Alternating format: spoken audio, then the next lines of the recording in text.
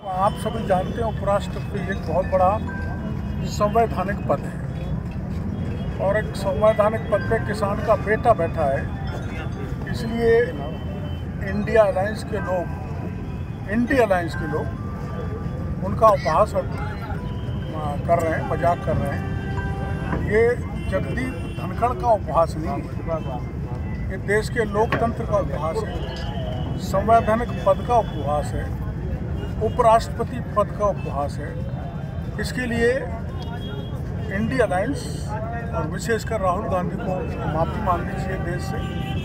वो इसलिए खुद राहुल गांधी जो वो मिमिक्री चल रही थी तब उसका वीडियो बना रहे थे। अरे आराम से रुको ना। आचरण नैतिक दृष्टि से इनका गिर गया। ये सब मर्यादाहीन हो गए। मर्यादा में रह के विरोध करना तो जायज़ है, लेकिन आप मर्यादाहीन होकर संवैधानिक पद जो उपराष्ट्रपति का है उसका मजाक बनाएं, क्रूर मजाक करें, ये देश बर्दाश्त करने वाला नहीं है।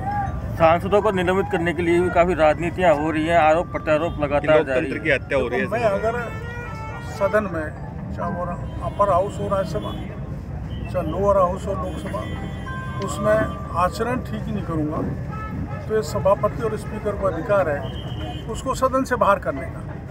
वहाँ भी एक विरोध करने का तरीका है, लेकिन वहाँ वो मर्यादा भूल जाते हैं, गरिमा भूल जाते हैं। और गरिमा में एक पद पर सभापति उपराष्ट्रपति हैं और वहाँ स्पीकर लोकसभा के माननीय बिरला जी हैं। तो जो गरिमा या आचरण का पालन नहीं करते हैं, तो अभी नहीं, इंदिरा गांधी जी के समय तो बहुत सारे सांसदों को एक साथ निकाल दिया गया था। ये संसद की परंपरा है कि जो आचरण ठीक नहीं करता है उसको निलंबित कर दिया जाता है। जिस तरीके से लोकसभा में जो सुरक्षा में बड़ी चूक हुई थी उसको भी काफ़ी गहमा गहमी हुई है, काफ़ी राजनीति हुई है। आप किस तरीके से देखते हैं पूरी चूक? ये चिंता का विषय है कि संसद के दर्शक दीर्घा में समाज कंटक घुस जाए और चुनौती दे संसद की सुरक्षा को।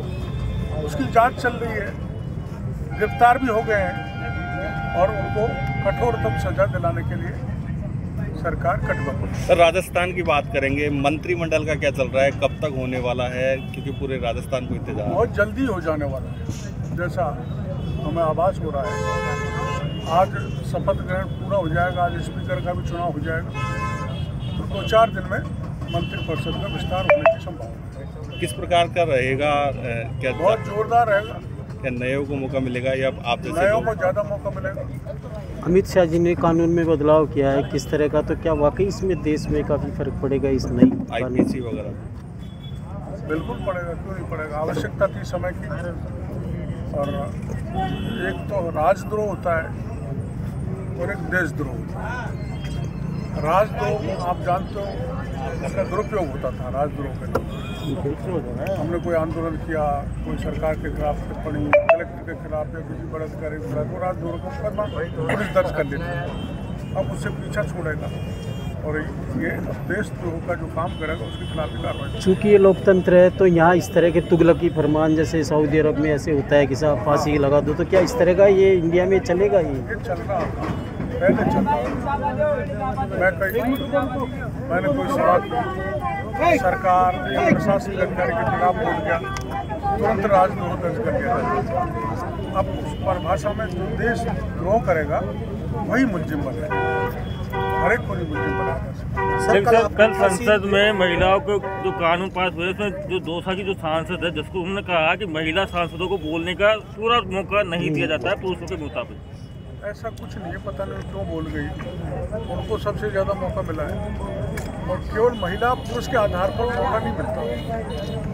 वहाँ जो मुद्दा उठाता है प्रमुखता से, जो राष्ट्रीय स्तर का मुद्दा होता है, जो भी कोई उठाता है उसको मौका दिया जाता है, महिला हो या पुरुष। इसमें जेंडर के आधार पर डिस्क्रिमिनेट नहीं कर सकती पार्लियामेंट। पूरे 4.5 साल आपने अकेले कहा जाता है कि विपक्षी भूमिका कैसे निभाई थी। क्या मंत्रिमंडल में एक बड़ा पद मिलने वाला है केवल लाल मीणा को? मैं तो सड़क छाप आदमी हूँ, सड़क पर बैठा हूँ। मंत्री बन जाऊंगा तब भी सड़क पर बैठा रहूँगा। रायन सिंह राठौड़ जी ने कहा है कि उनको जयचंद ने राय के खिलाफ कार्रवाई होगी, क्या कहेंगे आप इस बारे में? अब वो तो उनको पता है कौन जयचंद है, उनको बताएंगे तो निश्चित रूप से पार्टी कार्रवाई करेगी। सर, वसुंधरा राजे, शिवराज सिंह जैसे नेताओं का क्या भविष्य देख रहे हो आप बीजेपी में? देखो, पहले वसुंधरा जी 2 बार मुख्यमंत्री रह गई और शिवराज जी 3 बार रह गए। अब नए चेहरों को लाए हैं। वसुंधरा जी भी जब आई थी, जब बिल्कुल नया चेहरा था, उस समय भी पार्टी के बड़े बड़े नेता ललित किशोर चतुर्वेदी, हरिशंकर भावड़ा, रघुवीर कौशल, घनश्याम तिवारी जैसे चेहरे थे।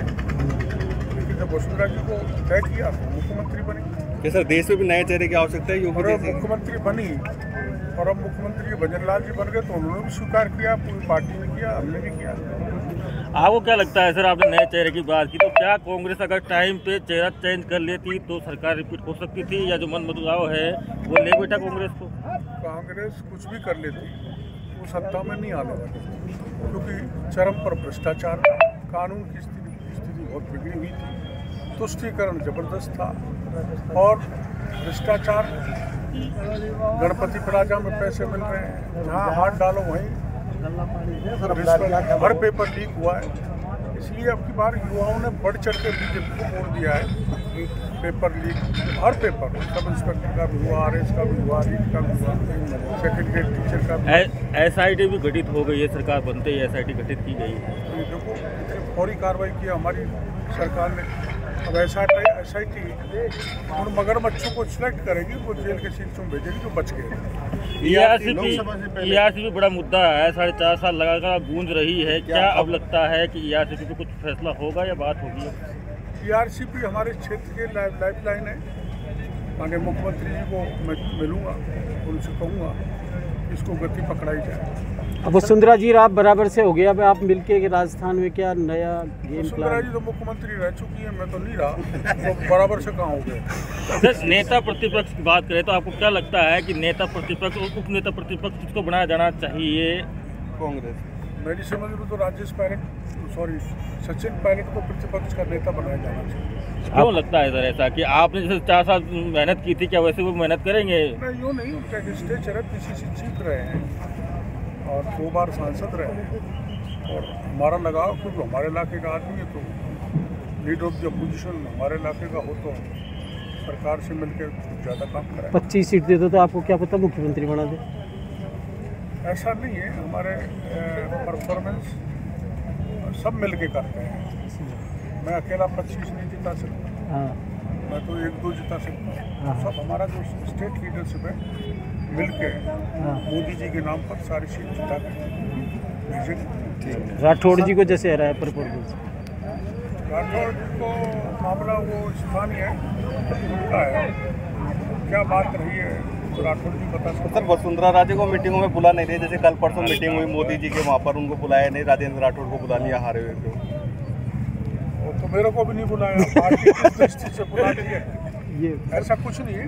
सर, कल आप पीठासीन थे, राजस्थानी भाषा को लेकर क्या करना चाहिए? देखो, ऐसा है, जो कोई भी भाषा अपन संसद में बोलना चाहे या विधानसभा में बोलना चाहे, वो 8th शेड्यूल में नोटिफाई होनी चाहिए, शेड्यूल्ड होनी चाहिए। ये शेड्यूल तो हिंदी, अंग्रेजी और संस्कृत शेड्यूल है, उन्हीं में शपथ ले सकते हैं, दूसरी भाषा में नहीं ले सकते। प्रयास किया जाए तो भागीरथ ने प्रयास किया तो गंगा आई गई। आप अपन पूरा राजस्थान प्रयास करेगा तो राजस्थानी भाषा 8th शेड्यूल में नोटिफाई हो जाए। धन्यवाद। लेकिन सर, एक सवाल और पूछूंगा, राजस्थानी राजभाषा को हमेशा एक मान्यता की एक बात कही जाती रही है, हमेशा मुद्दा रहा है। क्या लगता है कि अभी तक राजस्थानी मारवाड़ी भाषा है उसको क्यों नहीं मान्यता मिली है, क्यों नहीं देखते? डिस्पैरिटीज है, मैं उसका विरोध नहीं करता, लेकिन मारवाड़ी हमारे यहाँ नहीं चलती, हमारे ठाडी ब्रिज की भाषा चलती है, डुंडाड़ी चलती है, हाड़ौती में नहीं चलती, शेखावाटी में कम चलती है, तो पर्टिकुलर एक एरिया समृद्ध है, भाषा नहीं। तो पूरे उसको कैसे मतलब एक्सपर्ट कमेटी बनाई जाए और उस भाषा को, मैं तो कोई बात होगी तो सीधा ही कहूँगा तू खजारो है, और वहाँ कहेंगे तुम वो कोड़ जा रहा है। तो फर्क भाषा का है, तो इस पर एक एक्सपर्ट कमेटी बैठा के राजस्थानी भाषा को एड शेड्यूल में जोड़ा जाए। और जहाँ जहाँ भी जिस की भाषा बोलते हैं, जिसे अपन ब्रिज बोलते हैं आमतौर पर, ठाडी है, तो वो पूरा सबकी स्टडी करके एक्सपर्ट से राय लेकर राजस्थानी भाषा को एड शेड्यूल में डाला जाना चाहिए।